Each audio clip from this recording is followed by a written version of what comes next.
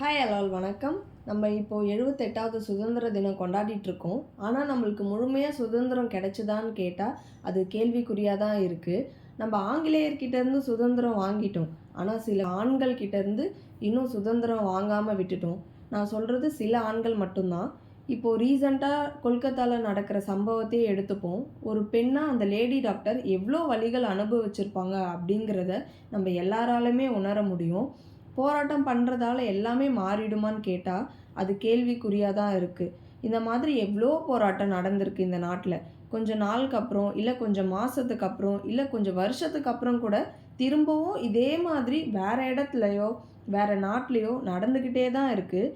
இது எப்போ தான் ஸ்டாப் ஆகும்னு கேட்டால் அதுக்கான பதில் யார்கிட்டேயுமே இல்லை. ஒரு பொண்ணுக்கிட்ட நம்ம உன்னோட ட்ரெஸ்ஸிங் லிமிட் இவ்வளோ தான், நீ பசங்கக்கிட்ட பழகுற லிமிட் இவ்வளோ தான், இல்லை பேசவே கூடாது அப்படின்னு நம்ம எவ்வளோ ரெஸ்ட்ரிக்ஷன்ஸ் கொடுக்குறோம்.